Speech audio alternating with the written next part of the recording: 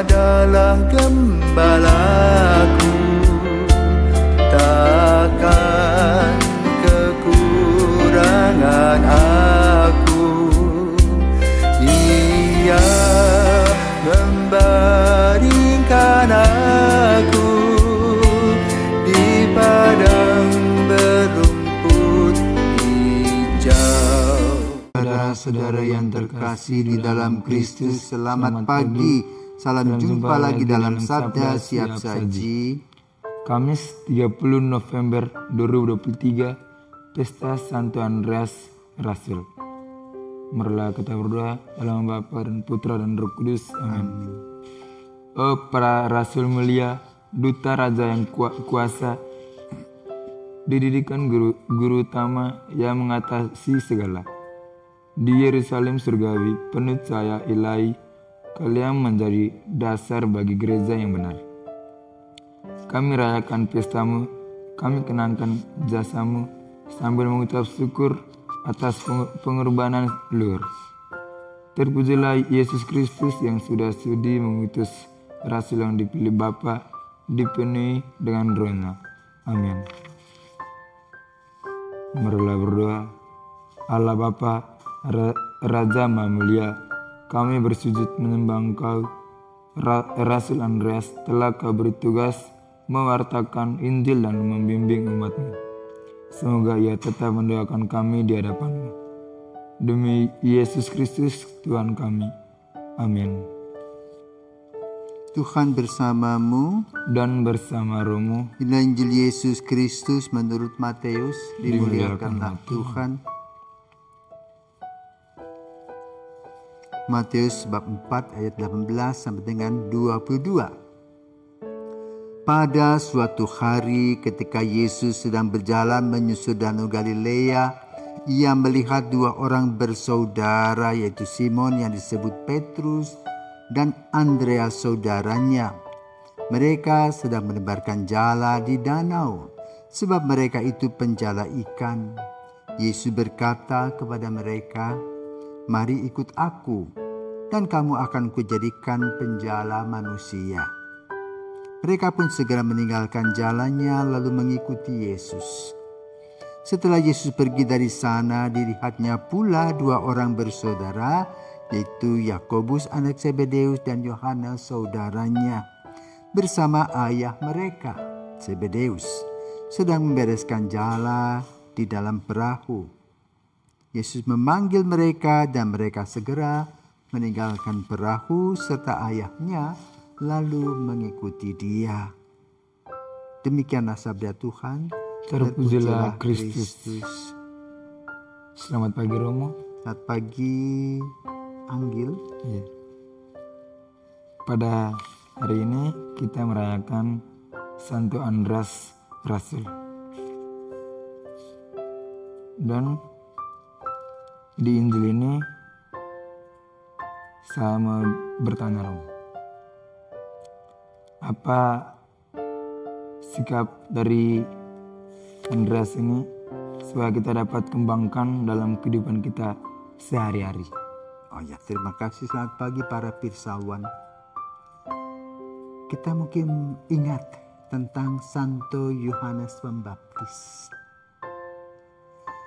Salah satu muridnya bernama Andreas.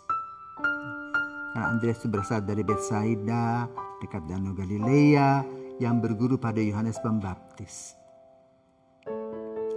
Rupa-rupanya ketika mereka berjalan bersama-sama, di mana Yohanes kemudian bertemu dengan Yesus, dan kiranya bisa jadi ketika Yesus dibaptis di Sungai Yordan, Andreas ada di sana. Dan kemudian Yohanes Pembaptis berkhotbah tentang dia harus lebih besar daripada aku. Dan inilah anak domba Allah. Maka pemikirannya Andreas bahwa Yesus lebih luhur dari Yohanes Pembaptis. Maka kemudian dia sering datang kepada Yesus. dalam kerumunan-kerumunan itu. Nah, menurut versi Injil Matius pada hari ini, di mana kita memperingati Santo Andreas, disebutkan bahwa ketika Yesus berjalan di danau, di pinggir danau itu, ketika mereka yaitu Andreas dan Petrus bahkan dengan anak-anak Zebedeus, Yohanes dan Yakobus menjala ikan, maka Yesus berkata, "Mari ikutlah aku, kamu akan kujadikan penjala manusia." Lalu mereka mengikuti Yesus. Ada versi lain dalam Injil ya, karena tadi Andreas adalah murid Yohanes dan kemudian Andreaslah yang memperkenalkan Petrus kepada Yesus. Ya, ini versi pengarang Injil lainnya. Tapi yang paling penting dan utama adalah mereka semua meninggalkan jalannya dan terus mengikuti Yesus.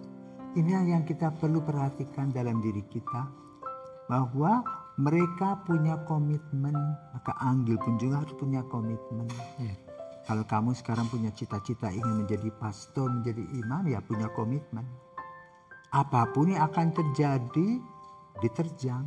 Misalnya belajar kurang mampu, belajar dengan sungguh-sungguh.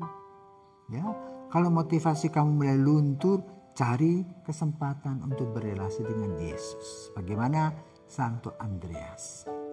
Nah, kelebihan Andreas adalah ketika Yesus mengadakan perjamuan malam dan juga sebelumnya, ya ketika orang-orang rasa lapar, lalu Andreas menunjukkan kepada Yesus bahwa ada anak yang mempunyai 2 ikan dan 5 roti. Maka Yesus kemudian memberkati dan mereka bisa makan sampai kenyang. Jadi boleh dikatakan Andreas menjadi perantara, ya, antara umat dengan Yesus. Nah, ini yang kedua yang harus kamu lakukan. Ya. Kamu akan menjadi perantara sebagai selang air sumber kehidupan yang adalah Kristus sendiri. Nah, yang ketiga, setelah Yesus wafat, dia pergi ke Eropa Utara. Ya. Dan Andreas juga tinggal di Patras yang kemudian menjadi daerah gereja ortodoks, ya, di daerah Turki. Dari situ dia terus ke utara. Nah, di Patras itulah ya, dia boleh katakan disalibkan. Jadi boleh katakan dia sudah mengembara ke Skotlandia, terus dia turun lagi ke Eropa bagian Yunani itu, dan dia disalibkan. Kalau Petrus minta disalibkan kepala ke bawah, ya, dan dia membuat salib, minta disalibkan berbentuk X. Jadi kakinya dengan tangannya begitu dibuka lebar-lebar, disalibkan. Jadi bentuknya X. Dan itu menjadi juga simbol dari gereja negara Skotlandia sampai sekarang. Ya. Jadi boleh katakan peranan Andreas di sana cukup tinggi. Nah, yang unik, beberapa relikwi itu waktu pada saat perang salib dibawa ke Vatikan. Pada zaman Paus yang ke-6, semua relikwi tentang Andreas, relikwi yang berkaitan dengan Santo Andreas dikembalikan. Ya. Dan yang mengembalikan antara lain adalah Kardinal Echegaray yang pada tahun 2000-an awal, 2002, mungkin 2012-an itu, 10-11 tahun yang lalu, datang mengunjungi Bali ini. Maksud Kardinal Echegaray itu yang mengembalikan relikwi Santo Andreas. Karena itu hari ini kita mendengar Injil tentang panggilan. Ya. Tadi sudah ditanyakan toh dan kamu sudah dijawab. Satu, komitmen mendengarkan. Ya. Kemudian merefleksikan.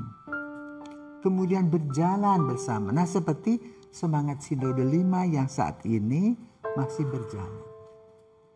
ya, dengan tema seperti yang ditanamkan oleh Paus Fransiskus, yaitu persekutuan, partisipasi, dan misi. Dan itu sudah dilakukan oleh Santo Andreas. Dia bersekutu dengan Yesus, menjadi satu, ya, sehingga dia bisa dia bisa menampung, bisa melaksanakan apa yang diinginkan oleh Yesus. Kedua, berpartisipasi dalam seluruh hidupnya hanya untuk apa? Melayani Kristus. Dan ketiga, misi. Karena itu dia pergi dari tanah suci itu, ya, dari Yerusalem terus ke utara sampai di Skotlandia. Dia mewartakan Injil sebagai utusan yang disebut dengan misionaris. Dan kembali, karena itu pada saat Raja Konstantinus II, itu Raja Romawi yang kemudian menjadi orang Katolik, ya, maka kemudian relikwi-relikwi itu dikumpulkan. Karena apa? Santa Helena, ibundanya dari Raja Konstantinus yang kedua itu orang yang hebat, mengumpulkan semua artefak-artefak yang berkait dengan Kristus. Dan apa yang dialami oleh umat berkaitan dengan kehidupan, kenang-kenangan Santo Andreas dikumpulkan. Sebagai apa? Tanda syukur dan terima kasih bahwa Tuhan mengutus orang ini untuk menjadi pewarta sabda yang handal dan militan. Dan inilah yang kita perlu perhatikan, dan untuk diri kita punya komitmen. Ya, integritasnya kuat, imannya yang kokoh, dan pelayanan yang hebat. Semoga dengan Santo Andreas yang kita peringati pada hari ini, kita boleh menimba semangat hidupnya sebagai pelayan Kristus sampai akhir hidupnya. Selamat pagi, selamat menikmati hari-hari baru ini, di mana kita akan menutup bulan November dan kita akan membuka bulan yang baru, ya, yaitu Desember besok. Tuhan senantiasa memberkati kita. Selamat pagi. Amin. Terima kasih.